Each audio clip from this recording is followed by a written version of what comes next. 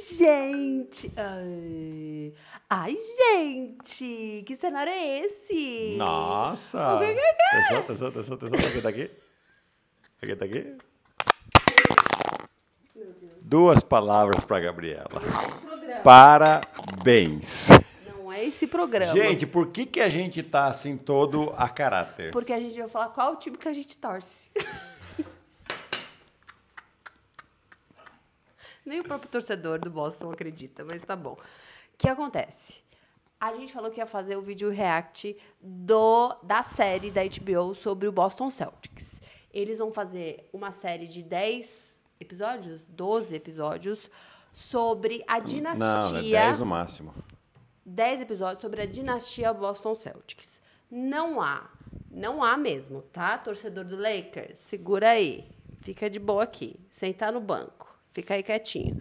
Até eles fizeram uma do Lakers também. Não há nenhuma dinastia igual o Boston no esporte, né? Do basquete. No esporte. Nenhum outro time ganhou como tantos títulos seguidos quanto o Boston Celtics. Não tem. E não sei se vai existir atualmente. Beleza? Beleza. Muito obrigada. Então, hoje a gente vai falar sobre o primeiro e o segundo episódio.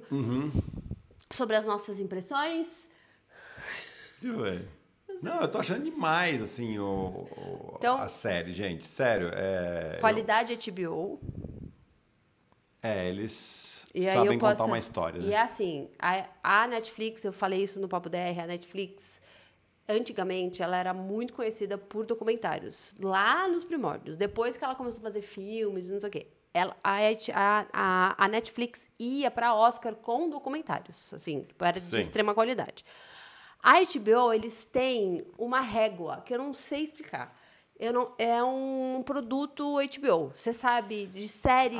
eu acho que é questão da edição deles também, né? É a qualidade de escrita, Gui, a qualidade de tudo. Todas as séries da HBO são excepcionais. Não tem uma série ruim na HBO. Alguém vai cair aqui e vai falar que é ruim uma série. Tá bom, beleza. Mas, assim, com documentários, e quando eu vi que era da HBO, não tinha como. O primeiro episódio é sobre os pais fundadores. Isso. Que o Gui já vai falar mais quem são e o quê. Eles fazem os primeiros 15 minutos, 7 minutos, 8 minutos, antes de entrar a vinheta. Aqueles 7 minutos, 8 minutos, você tem que ver. Porque, assim, a escolha das imagens, da fala, dos demais. Jogadores, como eles fizeram um trailer do que vai ser essa série toda. E cuidado com as imagens, né? Porque tem imagem de 1960 que não tinha cor ainda. Nossa Senhora. E eles colocaram cor em algumas delas. Né? Não todas, porque também se dá uma romantizada quando você deixa também no branco e preto. Mas, assim, vai contando de como surgiu a franquia Boston Celtics, de como surgiu, inclusive, a NBA, né? Que realmente, na verdade... o forte ali nos Estados Unidos também na época... Não era o basquete. Era o hóquei no gelo. Não era o beisebol? Não, era o beisebol também. Mas assim, por que surgiu a liga de basquete? Sim. Porque você tinha os ginásios, como o hóquei no gelo, né? E, só que assim, o hóquei no gelo, sei lá, se era 80, 60, quantos jogos eram? Que fosse os 80 que são hoje, né? Você tem 40 jogos em casa. Vai ser 9, eu acho. Você tem 365 dias no ano. Quer dizer, você tem 300 dias aí que o ginásio está ocioso. Né? Então, eles precisavam achar o que fazer com o ginásio. Mano, o ginásio ficava parado. Isso. Aí, o que eles fizeram? Aí, começaram a fazer... O parquet, o piso do Boston porque não tinha madeira. Por causa da Segunda Guerra Mundial, estava em escassez a madeira. Então, eles pegavam o que dava e aí ia juntando e fazendo em blocos. Por isso que aquele... quer dizer, agora virou marca registrada, mas antigamente era um horror. Era um horror para quem ia jogar lá. Né? Então, daí surgiu o Boston Celtics e o dono do time lá, eu não sei se era o Boston Bruins já. Enfim, o cara chegou e contratou o Red Auerbach e falou, cuida de tudo aí. Que era um apaixonado por basquete. E aí que eu falo que é quando os astros se alinham. Porque, de verdade, ele podia ter pedido para qualquer outra pessoa. Sim. E, assim, de boa, alguém que gostasse tanto quanto ele gostasse, o Red gostasse de basquete. Mas, assim, o cara estava no lugar certo na hora certa. Então, já começa o alinhamento de planetas. O Red estava lá. E aí tinha um cara que era o tal do Bob Cousy, que era um baita de um jogador universitário, mas que ele não brilhava os olhos do Red Auerbach. Ele não queria o cara. Ele não queria. E o Bob Cousy, beleza, pegou e começou a trabalhar, a dar aula de direção para mulheres. Isso. Numa empresa, porque ele não queria, ele já era da região. Então, Gente, o basquete era um bico. Ele não queria sair da região de Boston. Exatamente. Ele já tinha 3 filhas, sei lá. Uma parada bizarra, assim. Eu sei que acontece que, tá bom, o Red Auerbach pega o Bob Cousy assim, tá bom, vai você mesmo. É muito louco. Aí, ó, segundo alinhamento de planetas, tá? E aí vem o grande planeta, o Sol. E o Bob Cousy, ele tem uma bela carreira, ele é um dos melhores, talvez o melhor jogador da NBA, já com o Boston, mas o Boston não ganhava títulos. Como o senhor Bill Russell muito bem falou. E aí, só que a gente falou os pais fundadores, porque os americanos, os Founding Fathers, é uma questão histórica deles sobre a criação dos Estados Unidos da América, United States of America. Como diz o nome, eles eram estados independentes que se uniram. Quem uniu esses estados foram os pais fundadores, George Washington, o Hamilton, que a gente fala muito. Eles que fizeram a Constituição Americana. E eles são ovacionados. Tanto é que você vê eles na nota do dólar. É sempre um Founding Father. Em alguma nota é o Founding Father.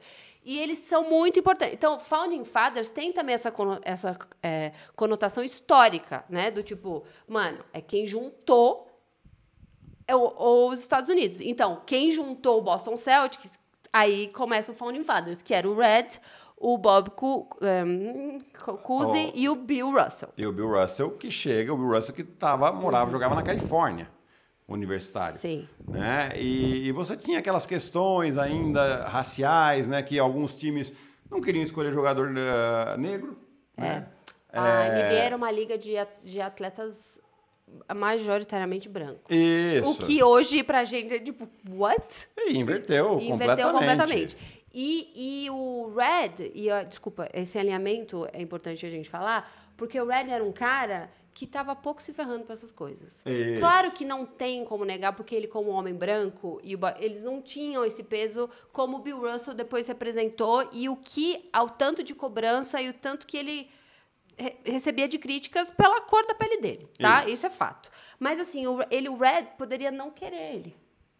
Mas ele falou, não, eu preciso de alguém que faça eu ganhar jogos. Isso. E viu no Bill Russell esse cara, né, dominante, 2,6 metros, super atlético, faro por rebote, envergadura. Caramba, jogava pro time. Isso. Jogava pro time. Exato. Né? E a partir do momento que o Bill Russell chega, os títulos também chegam. Né? E começa-se O Bob Cousy também virou muito amigo do Bill Russell. Eles viraram muito amigos. Isso. E o Bob Cousy sabia... Também não foi burro, sabe assim? Tipo, aqui eu vou ganhar título. Isso. Aqui a bola é pra ele. E aí, o Bill Russell também distribuía a bola pra todo mundo. Então, era muito difícil. A mentalidade dos Celtics começou ali. E aí, eu só quero falar que eles fazem um passado presente muito bonito, assim, tipo, várias vezes, entre o que é o Boston Celtics, entrar naquele ginásio, indo pro Jason Tatum, pro Jaylen Brown, por enquanto foram que apareceram. E aí depois entrando, e aí entrevistas do Bill Russell, do Bob Cousy. Isso. E do próprio Red Auerbach tem né? Tudo de arquivo, né? Porque o Bob Cousy ainda está vivo, né? Ou pelo menos na entrevista ali. Guilherme, não posso soltar isso aqui sem a minha edição e meter um... Espera aí que eu vou... Aqui é... Ao vivaço. Ele estava lá dando entrevista, pelo menos. Tá vivo. Tá? Ué, não tá escrito nada? Born. 96 tem 6 anos. Jesus. Então, assim... então, a gente tem entrevista deles, a gente tem entrevista de muitos jogadores do Lakers, porque tem toda a questão de, desculpa o palavrão, mas eles falam, o Boston. E eles odiavam o Boston. Porque o Boston sempre ganhava, porque o Boston era sempre competente, era sempre não sei o que, né? E aí eles colocam também os jogadores adversários, que eu acho muito importante isso também, fazer. Sim, de falar que o ódio que se tinha, você vê, depois a gente já vai indo lá pro segundo episódio, né, que começa a questão dos títulos, das rivalidades que foram feitas com o Lakers, com o Philadelphia por causa do Wilt Chamberlain, né? E aí tem as entrevistas, o Wilt Chamberlain também já não está mais aqui, mas tem a entrevista de arquivo dele falando sobre o Bill Russell, sobre ele, né? Era um jogador que batia de frente fisicamente. Não, ele era um jogador assim, que podia... imparável, é. na verdade. Porque ele tinha 2,15 m, nós estamos falando em 1960, com um físico inigualável. Sim. E que o próprio Bill Russell tinha muita dificuldade. Só que o Bill Russell ele fazia parte de um time. Equipe. É o que é o Boston, entendeu? O que a gente fala. Tipo, não é um jogador. Exato. Que faz diferença, claro que faz. Mas pra vencer, é isso. E aí, assim, Founding Fathers começa a se pincelar o Bill Russell como esse ativista, a importância que ele sabia e como a questão de sobrevivência mesmo para vencer, ele sabia que ele só poderia ser bem... escutado. Se ele vencesse. Então, ele não era uma opção perder para ele. Né? Então, por exemplo, tem um jogo contra o Lakers que ele falava... Não é... E o jogo contra os Lakers, né, foi quando começa toda... o rolê dos dois, né? A rivalidade, né? Eu acho que essa daí é a segunda final, quando o Wilt Chamberlain vai jogar com o Jerry West e o Elgin Baylor. Que ele vai pro Lakers, isso. E formam um super time. Formam um super time contra esse Boston e vai pro jogo 7 em Los Angeles. Em Los Angeles. E tem todos os balões já presos. Nisso, o Bob Cousy já tinha parado de jogar. Já tinha chegado o John Havlicek, que era outro cara que entrou para a história, né? E o Bill Russell sempre lá. E nessa época aí, o Bill Russell já era técnico e jogador. Porque tem toda essa questão. O Red aposentou. Como técnico e virou general manager. 10 títulos, 9 títulos, 8, por aí, 9, e colocou o Bill Russell. Então, já era uma questão, o que está acontecendo? O Bill Russell ele foi questionado, o Bill Russell, a carreira inteira. Tá? Então, vocês que ficam falando, porque o LeBron, não sei o quê. Os grandes são questionados a carreira inteira. O cara ganhou 11 títulos e ele ainda era questionado sobre a competência, sobre se era mesmo... Entendeu? Então, tipo, não, assim, ele sabia disso. E aí ele foi... Só que aí é o alinhamento de que... Só que o Red Auerbach virou general manager. E aí é isso também, que é o cara que segurou o BO pro Bill Russell. Porque o Bill Russell, no primeiro ano, eles perderam. Não foi o primeiro ano que ele foi técnico? Foi, que ele foi técnico jogador. Eles perderam. O que podia acontecer? Primeira coisa, mano, embora. Só que eles perderam numa final de conferência. Isso, não na final, tá. E perderam pro Philadelphia, né? Perderam pro Philadelphia. Do Wilt Chamberlain. Isso. Que depois foi lá e ganhou. Ganhou? Não, ganhou. Tá. Aí, ok. Então, a gente vê toda essa trajetória, Founding Fathers, pra gente ir pro segundo episódio, que chama Vitória Nunca Acaba. Que eu achei muito genial isso. Porque é sobre o fato de ele vencer o título, vencer a NBA, ele sendo técnico, primeira vez, acho que na história, que o jogador e o técnico, não sei o quê, e no dia seguinte, 3 dias depois, a primeira coisa que perguntam pro Red Auerbach tá contente com o técnico? Tá contente com o técnico? Aí o Bill Russell fala. Eu entendi que a vitória nunca acaba. Tipo, não adianta eu ter vencido... O dia seguinte, que nem... O Boston venceu. No dia seguinte... E aí? Vocês vão vencer de novo? Cadê o 10º nome no banner? Cadê... Não sei o quê, né? Tipo, é sempre uma... exatamente. E ele tinha uma questão, né? Por ele ser ativista, numa época que pouca gente era... Enfim. As perguntas eram sempre capciosas. Perguntas sempre que... E a maneira que ele respondia era... O cara perguntava para ele, não, mas depois tudo passou, você acha que tem condição ainda de ganhar? Em vez de ele dar uma resposta, ele falava, sim. Sim. E ficava olhando. E ele era um homem muito simpático. Você vê nas entrevistas... tudo bem. Na entrevista, beleza. Pode ser que na entrevista... Mas a risada dele é contagiante. Todo mundo gostava dele, gente. Não tem um jogador que não gostasse dele, sabe? Ele, o que falou, ele era ele marchou com o Martin Luther King, velho. Tá ligado? Tipo, ele transcendeu a quadra, ele transcendeu o basquete. As pessoas, a molecada da periferia, que não chama periferia nos Estados Unidos, Gueto. Via o Bill Russell e falava, nossa, eu posso jogar... É a primeira vez. Teve a primeira vez que o Boston colocou um quinteto só de homens negros. E foi a primeira vez que o cara falou, eu lembro, eu tinha 10 anos, sei lá, ele falava, eu lembro quem são os jogadores, o tanto do impacto que foi isso para mim. Isso. Então, assim, e tinha a questão de que Boston era uma cidade que não gostava muito. Não, né? era racista. Gente, pode não falar, era uma cidade, era racista. Então, assim, tem várias racistas. E aí tem vocês estão vendo aqui a camisetinha, né? Essa camiseta aqui, que tem escrito Celtics. Tem a história disso aqui, porque antes estava escrito Boston. E o Red Auerbach falou, quer saber de uma coisa? Esses caras não jogam por Boston, eles jogam pelo Celtics. Que é a mesma coisa que o Bill Russell fala. Que é o que o Red Auerbach falou, porque o Bill Russell falou. O Bill Russell falou, não jogo pelo Boston, eu jogo pelo Celtics. Pelo Celtics. E aí o Red Auerbach, que é genial, entendeu? Manda refazer as camisetas todas. E aí, em vez de Boston, é Celtics, por isso que é Celtics. E tem também a história de quando o Bob Cousy se aposenta, Sim. que ele faz todo um evento no ginásio, e tem falas de todo mundo. Que nem é hoje em dia, vai. Já havia, né?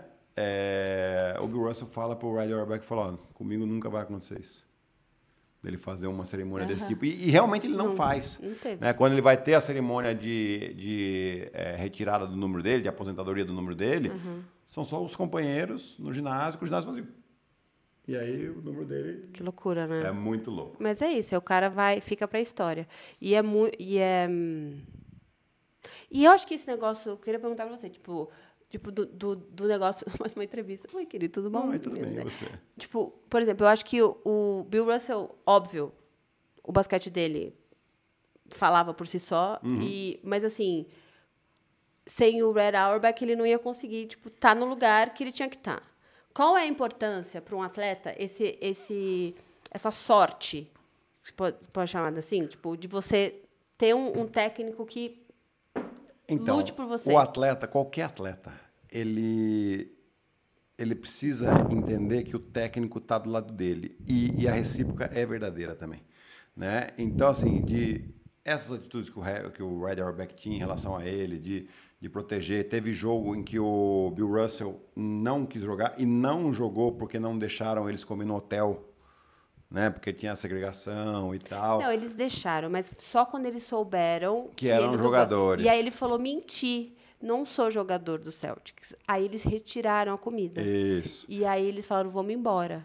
E aí o Red falou, vai embora mesmo. Vai. Tipo, eles jogaram, né? Porque era uma época diferente, mas ele não impediu o cara. Ele falou, não, você tem que jogar. Sim. Né?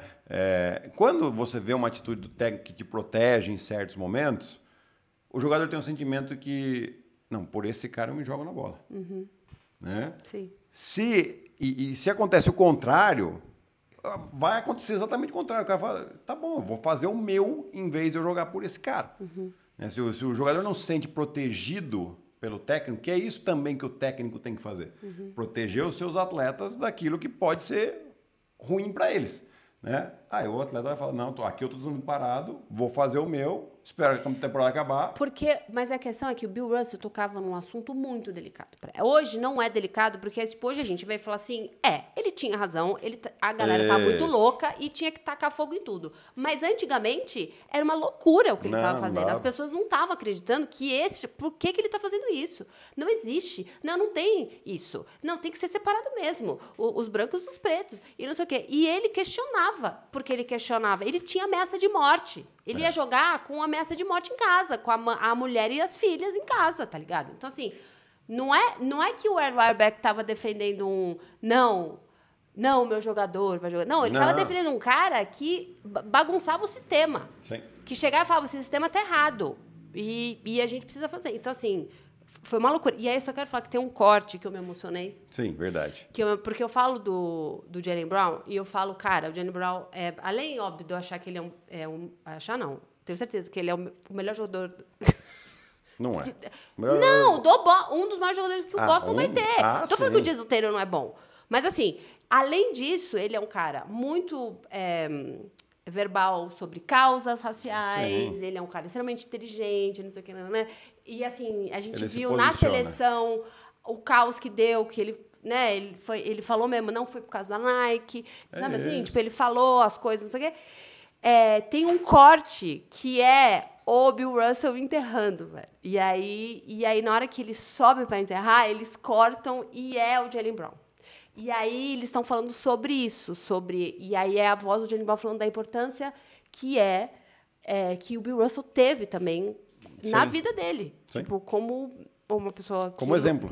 Que lutou por todos, pela minoria, e não sei o quê. Vai ver, que é lindo. Eu juro que eu fiquei emocionada. Ficou mesmo. Ai, esse corte, que eu não sei o que. Eu achei genial. Não, eu achei genial, porque eu acho que a imagem, ela é muito boa mesmo.